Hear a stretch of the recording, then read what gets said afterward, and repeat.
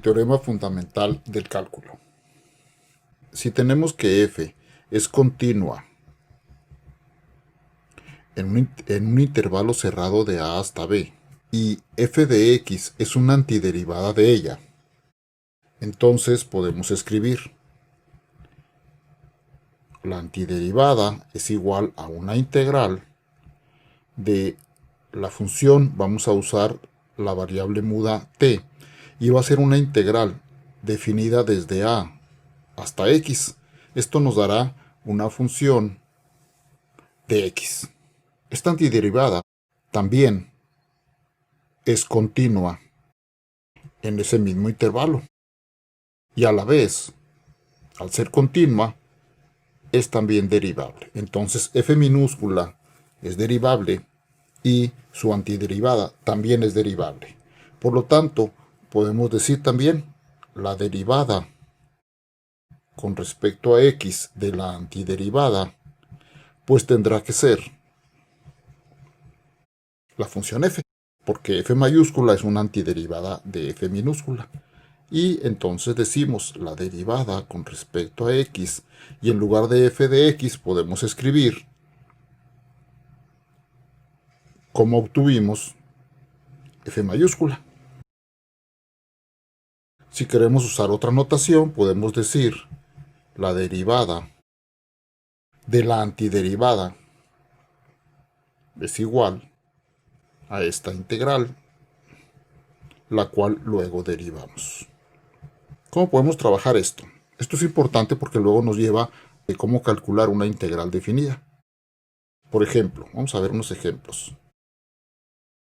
Queremos determinar para todos ellos, para estos tres ejemplos, determinar la derivada de y con respecto a x.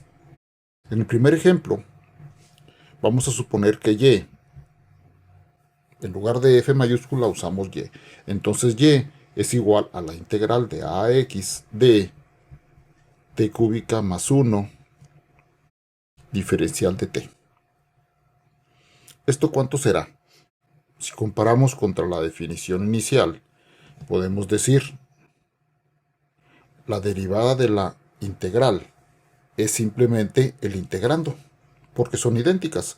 De a hasta x, una función que depende de t, entonces son idénticas. Podemos escribir simplemente, que la derivada de y con respecto a x es igual al integrando, pero como una función de x. No tuvimos que calcular la antiderivada.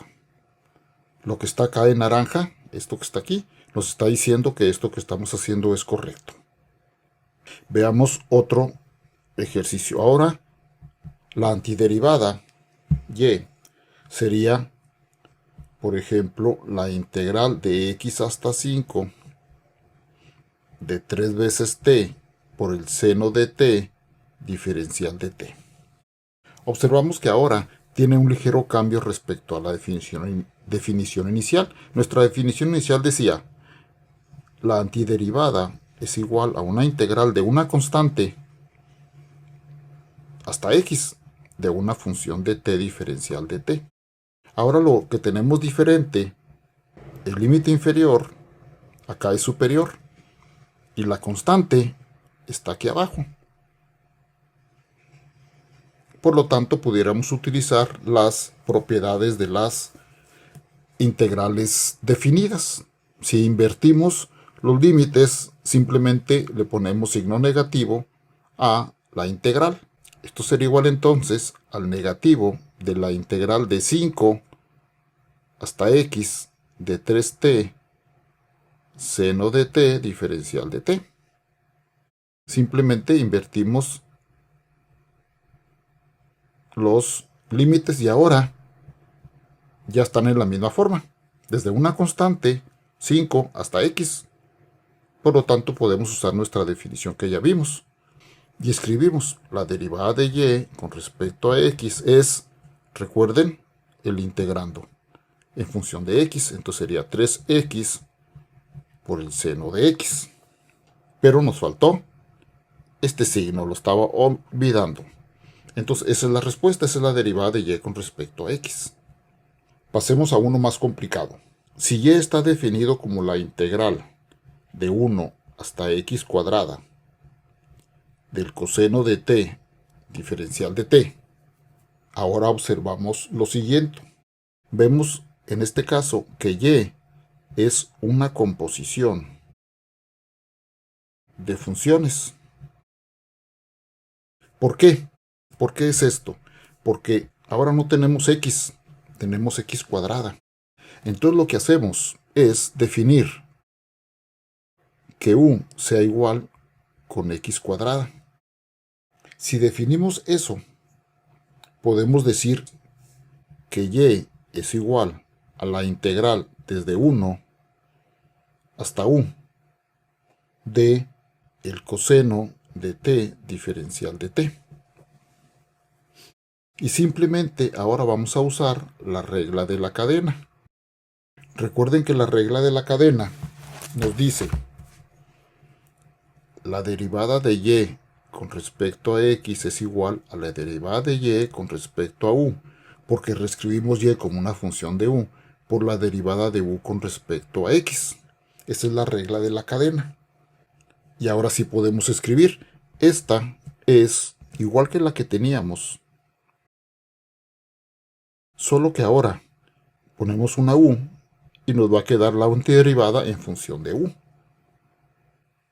Ahora sí decimos la derivada de y con respecto a x, la regla de la cadena, decíamos que era la derivada de y con respecto a u por la derivada de u con respecto a x.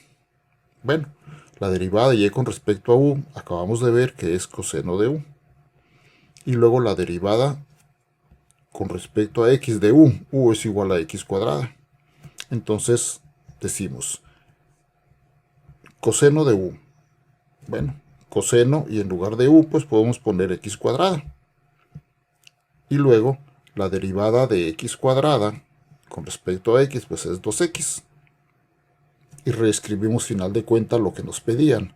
La derivada de y con respecto a x es igual a 2 por x, reescribiendo, por el coseno de x cuadrada. A esto le llaman algunos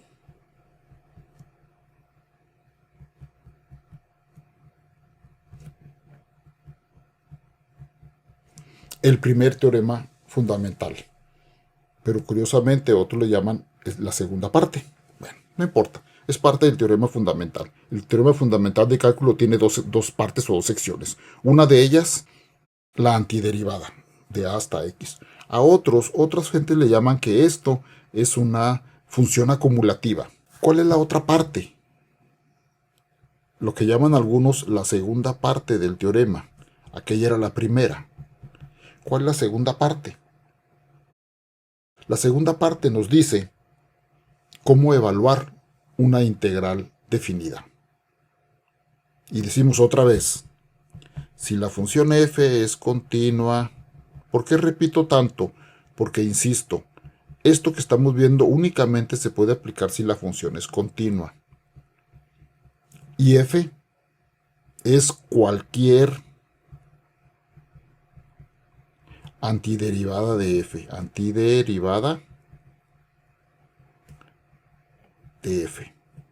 Entonces, la función f minúscula es continua en el intervalo y f mayúscula estamos suponiendo que es cualquier antiderivada que yo calcule. Por supuesto, en el mismo intervalo de a a b. Entonces, el segundo teorema nos dice, ¿cómo evaluamos la integral desde el número a hasta el número b de la función f de x? Nos dice, tomas cualquier antiderivada y la evalúas en b. Luego, tomas cualquier antiderivada y la evalúas en a. La diferencia de ellas, que va a ser un número, bueno, si a y b son números, va a ser un número. Esto es la...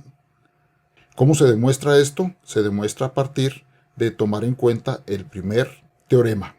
Eso se vio o se manejó en el video que les pusimos de Khan Academy. Ya no vamos a demostrarlo de nuevo. Pero si vamos a hacer, por ejemplo, uno fácil. ¿Cuál sería la integral desde 0 hasta pi del coseno de x diferencial de x? Bueno, primero tenemos que sacar alguna antiderivada. ¿Antiderivada de quién? Pues del coseno de x. Si no tengo las tablas, me acuerdo. La derivada del seno de x con respecto a x es el negativo del coseno.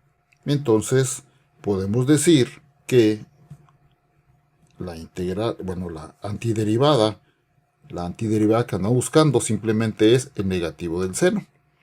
La antiderivada del coseno, si aquí le cambio de signo, y aquí le cambio de signo, pues la antiderivada del coseno es el negativo del seno. Me faltó poner la x. Entonces ya puedo escribir la integral de 0 a pi del coseno de x diferencial de x va a ser la antiderivada del seno evaluada en el límite superior, en pi, menos la antiderivada evaluada en el límite inferior, en 0. Y decimos, el seno de pi es 0 y el seno de 0 pues también es 0. Y ese es el valor de la integral. Veamos otro ejemplo. Digamos la integral desde 1 hasta 4 de 3 medios de la raíz de x menos 4 sobre x cuadrada diferencial de x. Es el integrando. Esta la podemos reescribir, ya sabemos, y la podemos reescribir como la integral de 1 hasta 4. Vamos a reescribir usando las propiedades. Tendríamos un sumando y otro es una diferencia de funciones. Trabajemos la primera función, la de color verde. Diríamos, 3 medios es una constante, puede estar fuera de la integral, entonces sería 3 medios de la integral de 1 hasta 4. Raíz de x la podemos reescribir como x a la 1 medio. Diferencial de x. Vamos con la naranja. Es una diferencia. El 4 es una constante, lo podemos poner fuera de la integral. Recuerden que estamos usando las propiedades. Y la integral es de 1 hasta 4. Y 1 sobre x cuadrada o x cuadrada en el denominador lo escribimos en el numerador. Un signo negativo. Y ahora usamos lo que ya conocemos. Sabemos que la integral de x a la n diferencial de x es igual a x al exponente más 1 sobre el exponente más 1. Si usamos esa regla que ya conocíamos, podemos encontrar las antiderivadas. Vamos a encontrar las antiderivadas. Y serían 3 medios. X a la 1 medio sería x a la n más 1, 1 medio más 1, sobre 1 medio más 1. Y luego es menos 4, y la otra antiderivada sería x a la menos 2 más 1 sobre menos 2 más 1. Hacemos operaciones y decimos, aquí tenemos 3 medios y aquí tenemos 3 medios. 3 medios entre 2 medios es 1. Y luego aquí tenemos x a la 1 medio más 1 es x a la 3 medios. X a la 3 medios. Ahora vamos con la otra parte. La parte numérica es menos 4. Y aquí tenemos menos 2 más 1 es menos 1. Menos 4 dividido por menos 1 pues es simplemente 4. Luego aquí tenemos x a la menos 2 más 1 es x a la menos 1. Y la podemos poner en el denominador. Ahí está. Esa es la antiderivada. Ahora falta que evaluemos. Entonces diríamos, estamos con la integral de 1 hasta 4 de 3 medios raíz de x menos 4 sobre x cuadrada Todo esto por diferencial de x. Y según el teorema es la antiderivada evaluada en el límite superior. Sería x a la 3 medios, sería 4 a la 3 medios más 4 sobre el límite superior, que es 4. Esta es la función antiderivada evaluada en el límite superior. Y luego menos la antiderivada evaluada en el límite inferior, que es 1. Entonces la antiderivada es x a la 3 medios, 1 a la 3 medios, más 4 sobre el límite inferior era 1, x. Esta es la función evaluada en el límite inferior y se restan.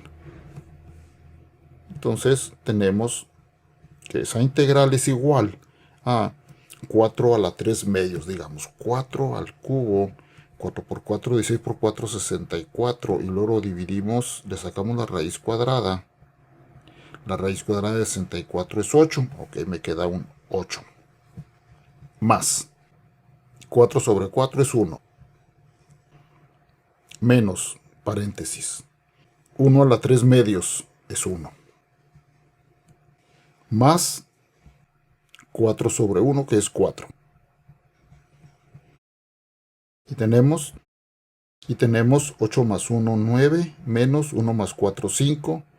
9 menos 5 igual con 4. Si quieren escribir un resumen, dirían la integral de 1 hasta 4 de la raíz de 3 medios más la raíz de x menos 4 sobre x cuadrada diferencial de x. Esa integral tiene un valor de 4.